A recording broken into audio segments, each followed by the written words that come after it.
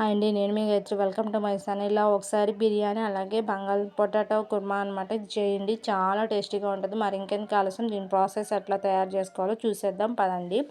ఇక్కడ వచ్చేసి మనకి బిర్యానీ అంటే అందరికీ తెలుసు కదండి, చాలా సింపుల్గా చేసేసుకుంటూ ఉంటారు కదా. అలాగే ఆయిల్ కొద్దిగా నెయ్యి వేసేసుకొని నేను ముందు నూనె కాగిన తర్వాత అందులో మనం పలావ్ దినుసులు అట్లాగే పొటాటో, ఆనియన్, మన టమాటా, పచ్చిమిర్చి అవి కూడా యాడ్ చేసేసుకుంటున్నాను అనమాట. ఇందులో కొద్దిగా ఉప్పు వేసేసి మగ్గించుకోవాలి. మగ్గిన తర్వాత మనం ఇక్కడ ఇది మసాలా వచ్చేసి ఆనియన్, కొబ్బరి, అలాగే ఉల్లిపాయ, పచ్చిమిర్చి, అల్లం వెల్లుల్లి పేస్ట్ అనమాట. అది ఆ పేస్ట్ వేసిన తర్వాత కొద్దిగా గరం మసాలా వేసి ఇక్కడ వచ్చేసి 1.5 గ్లాస్ వాటర్ వేసుకుంటున్నాను అనమాట.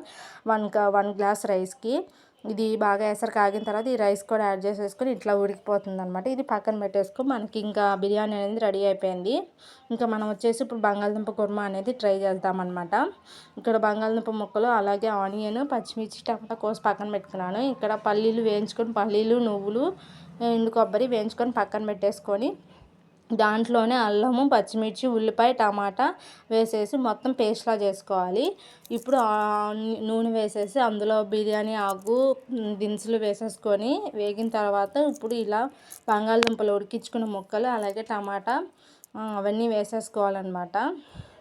ఆనియన్ వేసుకున్న తర్వాత మనం గ్రైండ్ చేసిన పేస్ట్ కూడా వేసేసుకొని ఉప్పు, కారము అలాగే మనకి ఇంకా వచ్చేసి మన గరం మసాలా అవి కూడా యాడ్ చేసుకున్న తర్వాత ఇప్పుడు మనం సీక్రెట్ ఇంగ్రీడియంట్ వచ్చేసి మనం చింతపండు గుజ్జు అనమాట. ఇది వేయటం వల్ల టేస్ట్ అనేది చాలా బాగుంటుంది అనమాట. ఒకసారి మీరు కూడా ట్రై చేయండి. నాకైతే ఇది చాలా బాగుందన్నమాట. మీరు కూడా ట్రై చేసి లైక్ చేయండి, షేర్ చేయండి, సబ్స్క్రైబ్ చేయండి.